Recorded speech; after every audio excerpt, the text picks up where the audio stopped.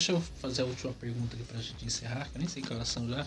Eu acredito que a gente até avançou demais, né? É. Porque começamos por volta às 8 e pouco, agora são 9h40.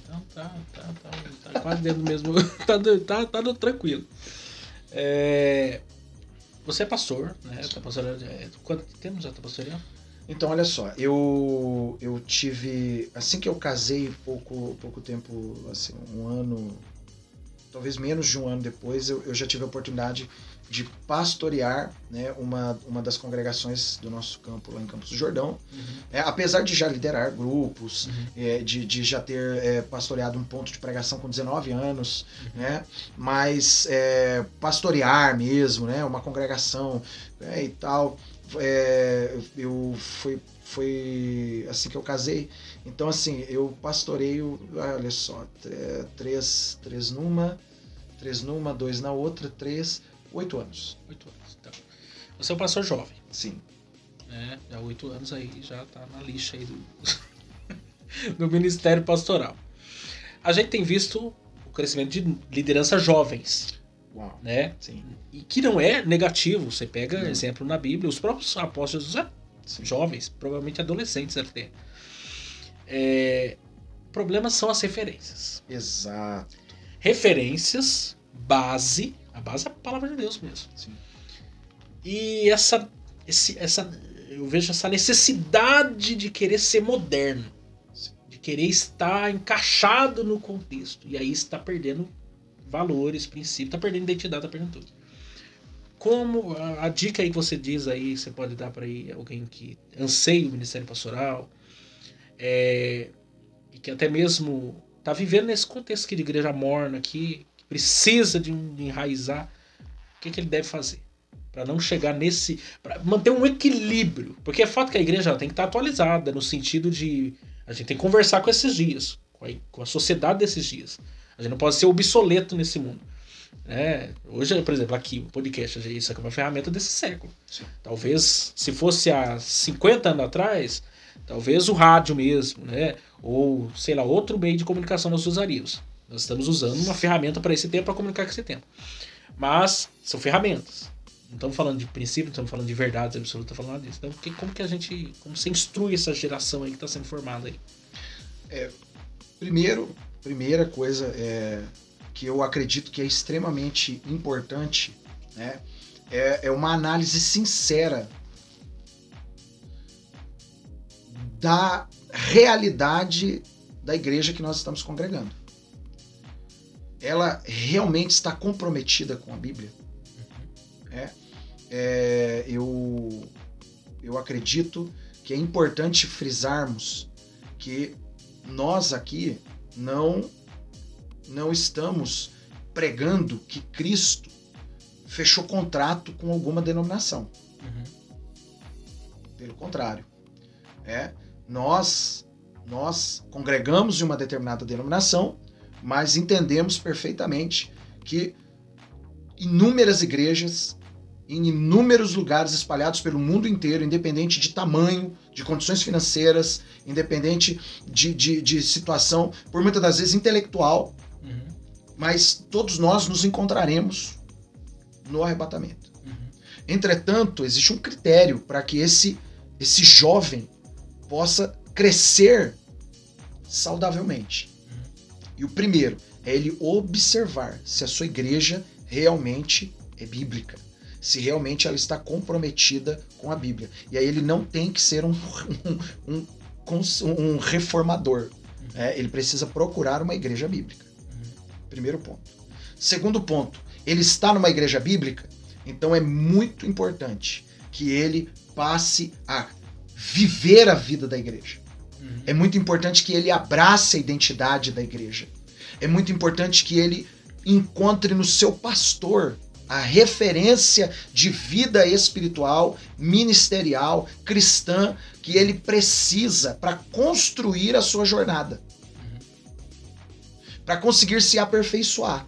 Buscar uma boa referência. Buscar uma boa referência. Dentro da própria igreja. Dentro da própria igreja. De forma alguma, eu irei incentivar a minha geração a buscar referências nas redes sociais. De forma alguma. Existem alguns pregadores que eu admiro, existem alguns pregadores que eu assisto suas mensagens, existem pregadores que são muito conhecidos, que eu tive a oportunidade de nutrir uma amizade e tal, porém, a minha maior referência ministerial foi o meu pastor presidente, é o meu pastor presidente e é o meu atual pastor. Eles foram e serão a minha referência. Por quê? Porque eu tenho a oportunidade de conviver com eles nos bastidores. Então eu sei a vida de oração, a rotina espiritual, o comprometimento com as escrituras, o amor pela obra, o amor pela igreja. Então essa referência ela deve ser buscada. Um jovem ele não pode buscar uma referência em alguém que ele não tem a oportunidade de conviver intimamente. Porque é justamente nos bastidores, porque é os bastidores que sustenta a vida pública, e não o contrário. Muitas das vezes as pessoas se iludem com o que a pessoa apresenta publicamente, e depois ou elas se tornam tão como que eu posso falar, tão fanáticas, até mesmo como eu ia usar um termo mais antagônico a despeito da saúde espiritual, né? Essas pessoas ou elas se tornam um ministério, elas se tornam ou elas exercem um ministério que é prejudicial, nocivo, que não vai fracassar, vai naufragar, não vai ser relevante, ou pior ainda, ela vai apostatar da fé, porque ela encontrou alguém que ela não conhecia bem, que ela não tinha oportunidade de conviver, e aí depois ela descobriu bastidores que foram dolorosos, que foram decepcionantes, e aí esse jovem termina naufragando na fé. Então você tem essas duas situações. Então é muito importante que esse jovem independente, é uma congregação com 15 pessoas. O pastor, ele pode não ter um bacharel em teologia, mas se ele é bíblico, se ele é fiel, se ele é crente, se ele é um homem de oração, está ali a melhor referência que aquela pessoa pode ter para a sua vida cristã, para a sua jornada ministerial. Sim, porque eu estou falando isso porque eu sou jovem também, e as pessoas precisam entender que ninguém é formado, que a formação vem de exemplos, nós somos um ser de imitação. Sim. E por conta das redes sociais e tudo mais está tão presente na nossa vida, às vezes a pessoa absorve até a identidade de alguém que ele admira, que não necessariamente é ruim, se for uma boa referência, mas não é a mesma coisa do contato pessoal, do estar presente, porque existe também a realidade do desigrejado hoje. O camarada, ele é crente nominal, mas ele não é também pertencente ao corpo, a uma igreja. Né? Ele não é forjado entre os irmãos. Ele se enquadra na igreja de Laodiceia. Aí, o que acontece? Nós estamos formando novos líderes, uma liderança totalmente deficiente. Deficiente, sem dúvida. Deficiente, eu falo isso. Meu pai, ele é presbítero. Primeira referência de pregador foi meu pai. Sim. Por quê? Porque era quem eu via, que eu convivia, até hoje. Por quê? É uma referência. Depois, 2 pastores foram que me impactaram bastante. O pastor Severino, ainda é vivo, com 80 e todos anos já. Acho que está com 86 anos, se eu não me engano. Um homem de Deus até hoje, vivo. Ele é esposo dele também, eu acho quase a mesma idade. Uma pessoa fiel ali, chegava no culto e tal. Talvez até o pastor Nino deve conhecer ele. O pastor Severino dirigiu o Vila São Benedito e dirigiu o Mantiqueira lá. E o pastor Abner, que vai vir aqui no nosso podcast, que também pastoreou o Mantiqueira quando eu morava lá em Moreira, são pessoas fiéis, que você acompanha, que prega a palavra de Deus, você tá ali. Então isso influencia diretamente. Aí nós estamos vivendo nessa geração de que uma pessoa é influenciada por alguém que está pregando heresia. Exato. Publicamente, para milhões de pessoas acompanharem, outros distorcendo. Outro dia eu vi um jovem pastor, 1 ano mais velho que eu, que tem um alcance enorme. Eu tenho 26 anos, ele tem 27, assim. Ele diz que não consegue entender a graça de Deus em Atos capítulo 5. Se ele pudesse, ele arrancava Atos capítulo 5 da Bíblia dele. Então, esse é o problema. Lideranças que estão sem fundamento, sem referenciais, e estão alcançando milhões de pessoas. Olha, eu acredito que não é segredo pra ninguém, uma vez que a gente já entrou nesse caminho, apesar do horário, nem sei como que você vai fazer pra editar tudo isso depois. Depois dessa nós já concluímos. Mas o que acontece? Realmente nós vivemos um tempo estranho para a igreja, um tempo estranho. Com a polarização da rede social, com o crescimento, a ascensão das redes sociais, muitas pessoas ganharam voz. E não foi Deus quem levantou, não foi Deus, eu sinto dizer, mas falo com propriedade, com convicção de que não foi Deus que as levantou. Foi a rede social que lhes deu voz. E como o algoritmo ele maximiza aquilo que eu quero ouvir, não aquilo que eu preciso ouvir. Exatamente. Às vezes você vê lá, o cara tem 1 milhão de visualizações. Você fala assim, esse cara, Deus está aprovando ele.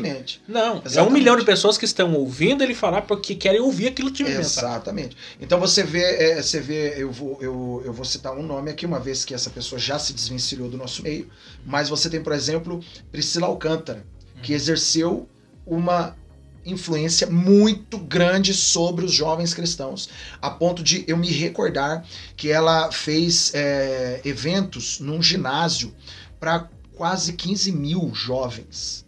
É muito jovem crente parando para ouvi-la, dando voz a ela, emprestando seu coração para a mensagem que ela... Acreditando naquilo que ela está... Exatamente. Então você imagina o que é para essas 15 mil pessoas, fora as milhões que estão nas redes sociais seguindo ela, o que é para essas pessoas, que é para esses jovens, qual que é o tipo de consequência que causa a influência dessa pessoa. Aí você pega um pastor que atinge ali 100, 200 pessoas numa congregação, e aí pega uma pessoa que atinge 15 mil presencialmente e milhões pelas redes sociais e fala, meu pastor não tá com nada. Exatamente. E aí você tem agora o quê? Ela se desvinculando da igreja. E como está a cabeça desses jovens? Ela deixou de ser crente? Ela não deixou? São coisas que para essa geração são relativas. Para nós é fato. Mas para essa geração é algo que é alguma coisa complexa de se pensar. É uma conclusão difícil de se chegar. É algo que a consciência delas não permite. Elas não conseguem fazer esse tipo de julgamento que a Bíblia permite. Então você vê a crise de referenciais assim, é algo absurdo. E que se a minha geração não sair das redes sociais e não aprender a seguir os seus líderes espirituais, a ouvi-los. Paulo, é interessante, né? O relacionamento de Paulo e Timóteo. Atos capítulo 16 é a segunda viagem de Paulo. Paulo chega e encontra Timóteo sendo admirado pelos membros da igreja local. Paulo chega em Listra, e ele vê Timóteo sendo elogiado pelos membros da igreja local. Então o conselho é esse: encontre uma igreja bíblica, encontre no seu pastor, na sua liderança, uma referência, e por último, eu encerro aqui, sirva, seja um discípulo, sirva a sua igreja local, ame sua igreja local, sirva a sua igreja local. Durante muito tempo houve uma febre onde os crentes queriam alimentar o púlpito dos outros. Era uma febre, todo mundo queria ser um pregador itinerante, e a igreja dele às vezes padecendo. O pastor às vezes clamando para que tivesse um dirigente com a dinâmica que ele tem para pregar na igreja dos outros. Que nós possamos resgatar esse amor pela igreja local. Esse desejo de marcar vidas de forma pessoal, íntima, independente dos desafios que a convivência termina gerando. Mas esse é o verdadeiro cristianismo. Então aqui eu deixo esses três conselhos.